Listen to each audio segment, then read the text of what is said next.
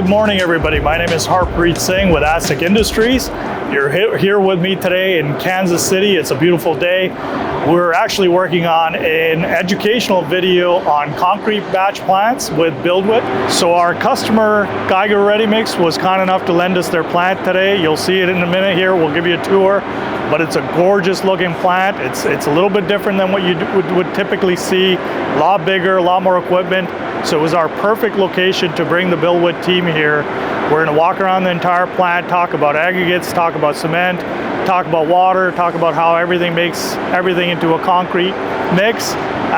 So I think, it's gonna be a great video. I hope you'll watch it once it's done. So yeah, let's give you a tour of this plant. So we're here at Geiger Ready Mix on Speaker Road. Geiger Ready Mix has been a huge customer of ours for probably over 40-45 years. We work hand in hand with them when it comes to designing their plants. This location here has a wet and a dry batch plant on the same site in the same building. And it's all tied into one another through the conveyor systems, hoppers, and load points. They've got, I believe, 6 locations throughout the Kansas City, Missouri, Kansas City, Kansas area. And they're just installing a new one in DeSoto, Kansas, another central mix. All right, so we're now actually looking at all the aggregate bins that Geiger has. As I was explaining earlier, these are underground bins, which is not typical. Typically, you see a loading hopper above ground. In this case, you saw the dump truck there bringing aggregate in. He dumps actually a load into these bins here, and he drives right over those grates. So they're drive over grates.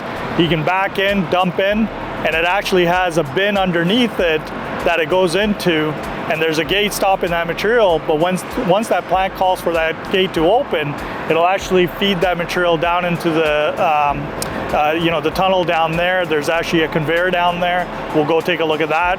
But essentially, this keeps it very clean. The loader operator is not running around trying to feed material into a hopper. It is pretty much as automated as you can make it with just trucks driving in and dumping. So, great system.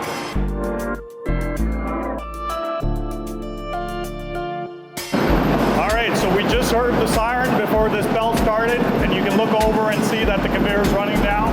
So one of these gates will actually open depending on which gates the batch operator has called for, and that'll drop that material onto this belt as it conveys it over. We might get to see that here. If not, we'll show you the transfer point as we walk this way.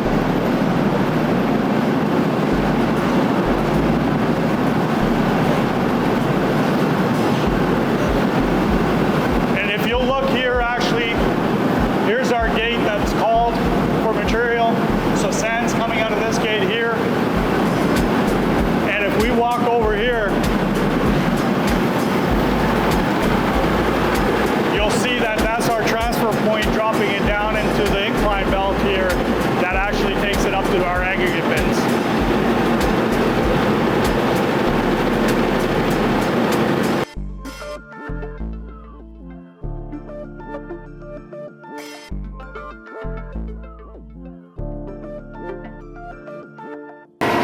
So we're back above ground. You were just underneath in the tunnel with us. We showed you where the aggregate is coming out of the gate onto the belt. Behind me, you'll see the incline that we saw as our transfer belt that brings it up into the aggregate bins. You can see that it's running right now. So it called for some sand, and then the operator called for some stone. So there's 2 materials going up there. Behind me, you'll see there's a take-up on there too that keeps the tension on the belt. But essentially, this is your belt that takes it up to the aggregate bins so that your aggregate bins are ready to go. And then, when we get up there, we'll take a look at those. Those aggregate bins are going to feed your weigh hopper, both on the wet and the dry side. The same thing happens is that your material gets weighed up as it's called for the mix. And from there, it either goes to your tilt mixer or your truck, but we'll show you that back there.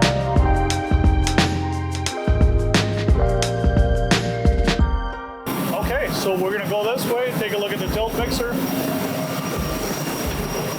So this is our tilt mixer on the Conoco brand. We have a Rexcon tilt mixer as well.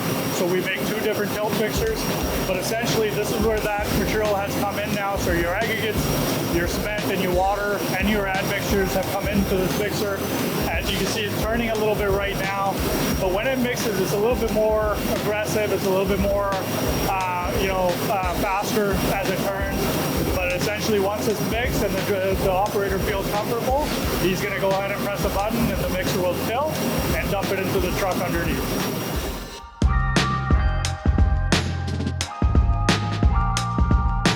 All right, so I just wanted to point out the second plant that's here on this site. Like we discussed on the other side, that's our wet batch plant with the tilt mixer that everything gets delivered to. And behind me is the dry batch plant, essentially the same plant, but instead of having the tilt mixer in the front, it actually loads the truck directly. And of course, the truck now has to go outside and gets lumped up. So, there's some time where the truck will spend some time spinning and making sure the material is completely mixed before leaving the site.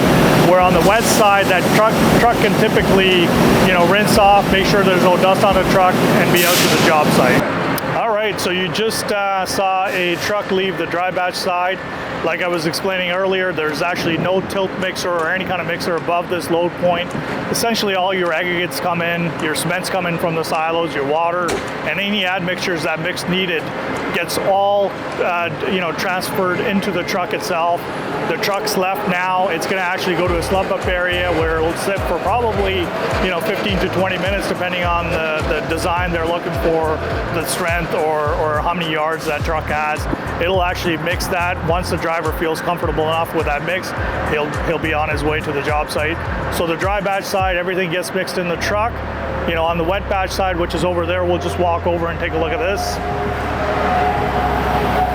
So here's another loading bay, and again, it doesn't look much different than the dry side, but this is the wet side. So it's got the tilt mixer up above.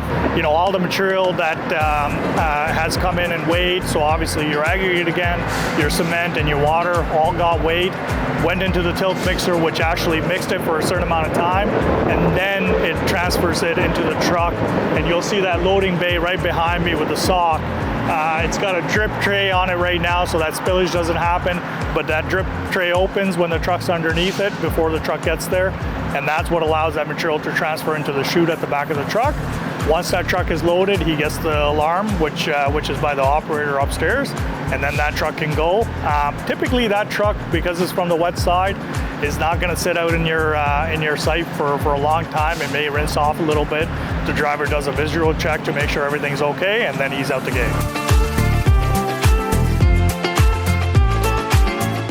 All right, so we've kind of gone through and showed you how aggregate makes its way, as it comes into the site, goes through the bins above ground down to the tunnel, and follows through to either a mixer or a truck. Behind me is the cement fill pipe. So similarly to an aggregate truck showing up on the site, a cement tanker would come up here back into these fill pipes. So whether, if it's type F, type C, slag, so depending on the cement, product that they're bringing in, the cement tanker would actually get out, park it, reverse here, connect to one of these lines, and they would proceed to fill the silos that we're going to go look at. So essentially there's overhead silos on this plant, and then those silos hold the cement until the batcher calls for a load, and then they feed through the plant just like aggregate does. Let's go take a look. All right, so we're at the second level of the plant here. We saw the mixer earlier. Unfortunately, to get up to the cement section, it's a little bit tougher. So we're just going to show it to you from down here. This is a little bit unique because it's actually a cement bin and not a silo. Typically you see a round silo that holds the cement. In this case, there's multiple bins up there of cement. So we've chosen to go with a bin design. It could hold up to anywhere from 3 to say 6 or more cements in a bin. But we saw the fill pipes outside. Those fill pipes run right to the top of the cement bin. From there, it distributes to the bin that's been identified. So again, if it's type F, it goes into the type F bin. Definitely don't want segregation there, and you don't want materials being able to mix together. That causes big problems. So as the cement sits up there, when the batcher calls for a load, we'll show you that there's actually a cement scale up there too, a cement weigh hopper. It sits on load cells as well. You know, the material from the bins goes down into the cement bin or cement weigh hopper, and then it works its way down into the mixer on the wet side, and on the dry side it obviously goes down to the chute into a truck. All right, we've gone through aggregates, we've gone through cement. Let's take a look at how water works. So, you know, plants can be different. You know, typically it could be a metered water system where we supply a water meter that, you know, the city pressure or a tank would deliver that water to the water meter, which goes into your load point. In this case, right behind me, you're going to see two galvanized tanks up there. You know, one of them is a holding hopper for water, so that's where the water comes in. And then after that, the one below is the water weigh scale. It's on load cells as well. So essentially, they give themselves, you know, water in the holding hopper, so it's ready to go for the water weigh scale. And that way you can speed up your batch process. And they have that on the wet side and the dry side. So they've gone ahead and weighed their water instead of metering it in this case.